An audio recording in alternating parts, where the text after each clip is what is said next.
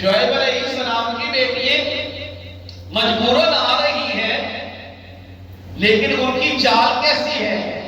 تمشی علی استحیاء، وہ چل رہی ہیں لیکن انتہائی باحیا طریقے سے چل رہی ہیں۔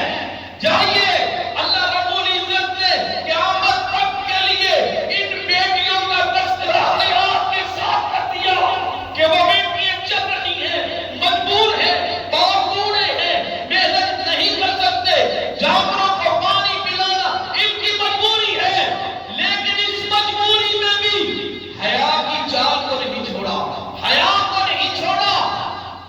یہ ہے بیٹیوں کے لیے جنہوں نے انہیں لائق کرنا ہے، وہ فحشا ناچنے والی عورتوں کو لائق نہیں کرنا، انہیں لائق کرنا ہے، انہیں شیئر کرے، ان کا واقعہ پڑھے، انہیں آگے بیان کرے، ان کی پیروی کرے۔ ہائے مریم علیہ السلام کا نام سبھی نے سنا ہے، سورت کا نام بھی اللہ نے مریم رکھ دیا ہے، ان کی پاکیزگی بیان کی ہے، ان کی طہارت بیان کی ہے۔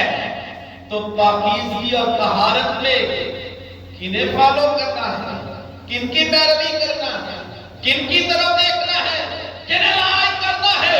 مریم علیہ السلام کو اگر بوڑھی ہے تو جائیے فرعون کی عورت کی طرف دیکھیے، حضرت آسیہ علیہ السلام ہے، بوڑھی ہے، فرعون ہے، دنیا کا سب سے بڑا طاقتور ہے، قوت والا ہے، ظالم ہے، اپنی ہی اہلیہ کو اسلام لانے کی وجہ سے برہنہ کر کے تخت پر لٹا کر زندہ ان کے جسم میں تیر ٹھوک رہا ہے۔ ہائے یہ خاتون کیا کہتی ہیں؟